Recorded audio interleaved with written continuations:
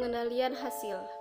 Pembayaran untuk kinerja adalah sebuah contoh menonjol dari tipe pengendalian yang dapat disebut sebagai pengendalian hasil karena melibatkan pemberian imbalan kepada karyawan untuk hasil yang bagus. Krisis keuangan saat ini telah menghilangkan sistem pembayaran untuk kinerja, khususnya pada perbankan.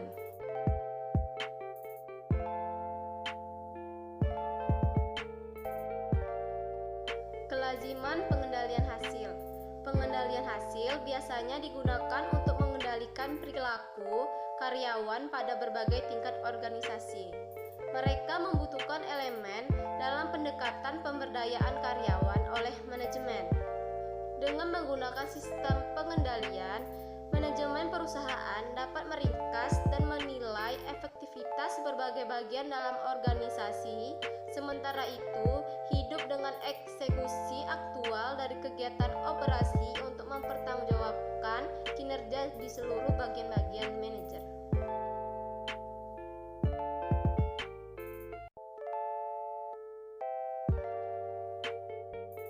Selanjutnya ada pengendalian hasil dan masalah pengendalian. Pengendalian hasil menyediakan beberapa manfaat tipe pencegahan.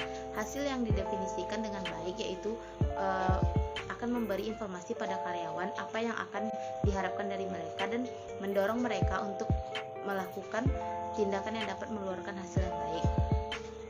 Dengan cara ini, pengendalian hasil mengurangi potensi kurangnya pengarahan. Pengendalian hasil juga dapat menjadi efektif terkait dengan masalah motivasi. Meski tanpa arahan langsung dari supervisor atau intervensi dari yang lebih atas, pengendalian hasil menyebabkan karyawan berperilaku untuk memaksimalkan apa yang diinginkan oleh organisasi. Pengaruh dari motivasi ini muncul karena insentif untuk mendapatkan hasil yang diinginkan juga memajukan untuk imbalan dari karyawan tersebut.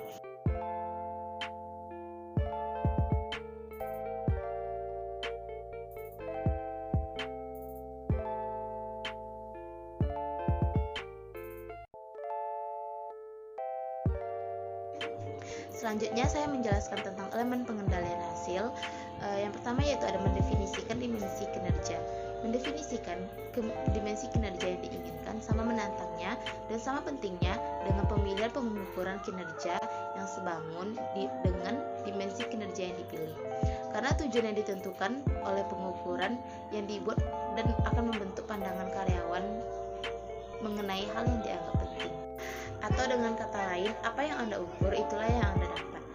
Selanjutnya yang kedua ada pengukuran kinerja. Pengukuran merupakan elemen penting dari pengendalian hasil.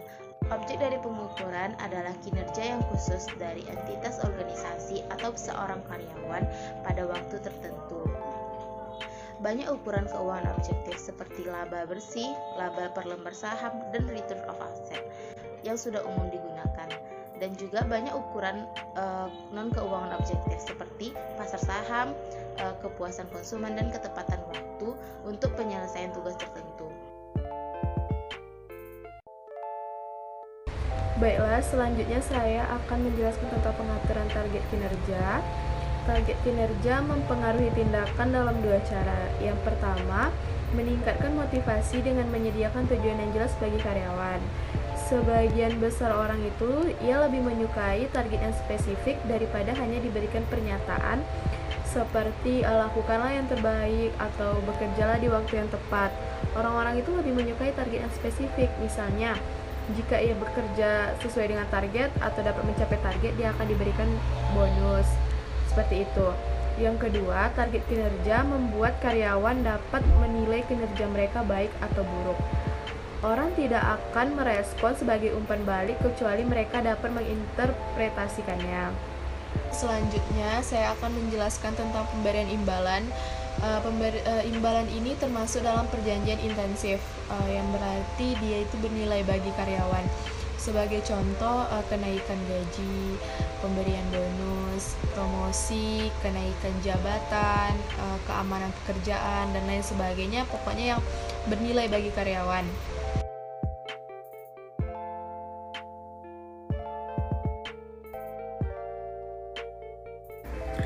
Pengetahuan dari hasil yang diinginkan. Agar pengendalian dapat digunakan, perusahaan harus tahu hasil apa yang diinginkan dalam wilayah yang mereka harapkan dapat dikendalikan, dan mereka juga harus mengomunikasikan efektivitas hasil yang diinginkan dari pekerjaan karyawan tersebut.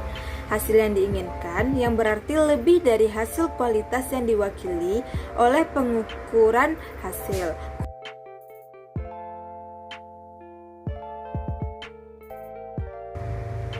Kemampuan untuk memengaruhi hasil yang diinginkan, pengendalian. Kondisi kedua yang dibutuhkan untuk mengendalikan hasil menjadi efektif adalah bahwa karyawan memiliki perilaku yang dikendalikan seharusnya dapat memberikan pengaruh pada hasil secara material dalam jangka waktu yang telah ditentukan. Prinsip pengendalian adalah salah satu prinsip utama akuntansi pertanggungjawaban. Dasar pemikiran utama di balik prinsip pengendalian adalah pengukuran hasil berdaya guna hanya pada batasan jika informasi mengenai tindakan yang diinginkan atau keputusan yang akan diambil telah tersedia. Jika hasil secara total tidak dapat dikendalikan, pengukuran hasil tidak mengungkapkan apapun mengenai tindakan apa atau keputusan apa yang diambil.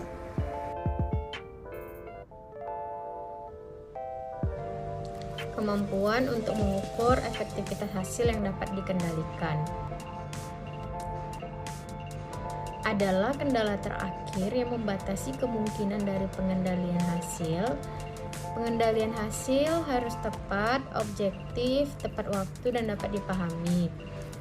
Seringkali hasil yang dapat dikendalikan dari keinginan organisasi dan karyawan dan dapat berpengaruh yang tidak dapat diukur secara efektif. Kriteria penting yang seharusnya digunakan untuk menilai efektivitas pengukuran hasil adalah ketepatan. Adalah tingkat di mana pengukuran yang diulang pada situasi yang sama menunjukkan hasil yang sama juga. Beberapa aspek kinerja seperti tanggung jawab sosial, kecerdasan dalam menjalankan kepemimpinan, pengembangan pegawai tidak mungkin diukur secara tepat karena pengukuran mengandung kesalahan acak. Jadi ketepatan adalah kualitas yang penting karena tanpanya pengukuran kehilangan banyak informasi yang berharga. Pengukuran yang tidak tepat meningkatkan resiko kesalahan evaluasi kerja.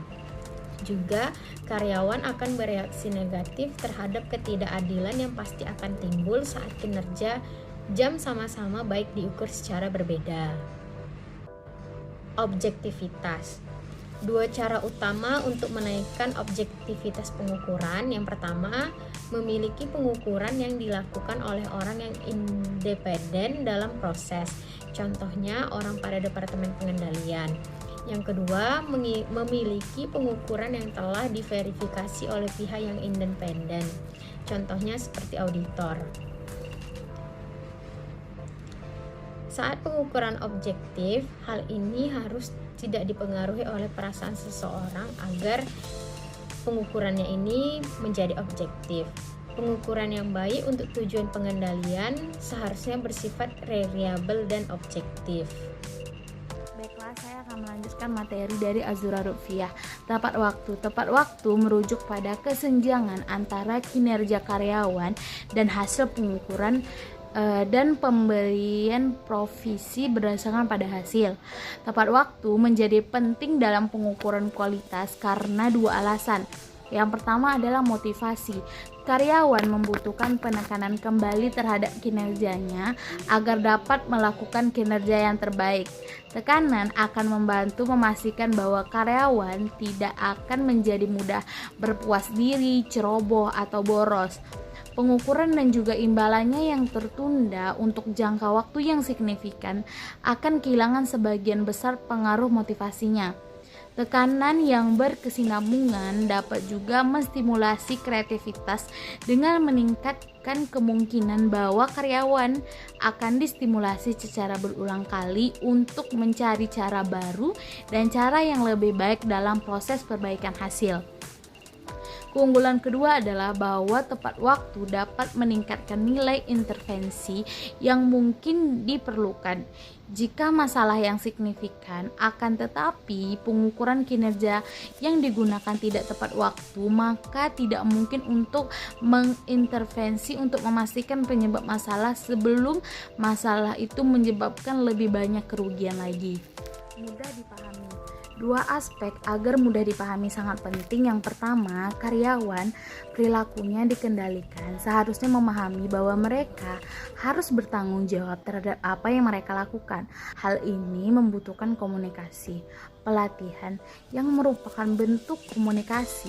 Mungkin juga diperlukan jika sebagai contoh, karyawan yang bertanggung jawab terhadap apa yang dilakukan untuk mencapai tujuan dinyatakan dalam hubungan baru atau hubungan yang berbeda, seperti ketika fokus pengukuran dari organisasi berpindah dari laba akuntansi menjadi apa yang disebut dengan nilai tambah ekonomi.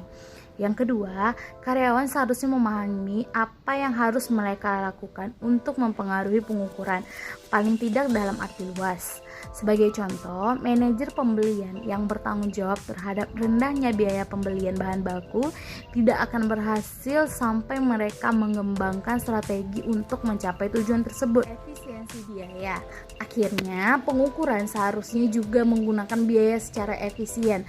Pengukuran mungkin memiliki semua kualitas yang sudah disebut sebelumnya, tetapi terlalu mahal untuk dikembangkan atau digunakan. Contohnya, ketika melibatkan pihak ketiga pada survei konsumen yang disebut pengumpulan data. Hal ini berarti bahwa biaya melebihi manfaat. Ketika hal tersebut terjadi, perusahaan mungkin memerlukan alternatif penyelesaian yang lain dengan pengukuran yang lebih efisien dari sisi biaya. Secara keseluruhan, banyak pengukuran yang tidak dapat diklasifikasikan dengan jelas atau efektif atau buruk atau tidak efektif. Perbedaan pengorbanan antar kualitas pengukuran menciptakan beberapa keuntungan dan kerugian. Sebagai contoh, pengukuran seringkali dapat disebut lebih selaras, terkendali, tepat, dan objektif jika ketepatan waktunya dikompromikan, sehingga dalam menilai efektivitas hasil pengukuran seringkali membutuhkan hal pertimbangan yang sulit. Pertimbangan tersebut akan didiskusikan lebih detail pada beberapa bab dalam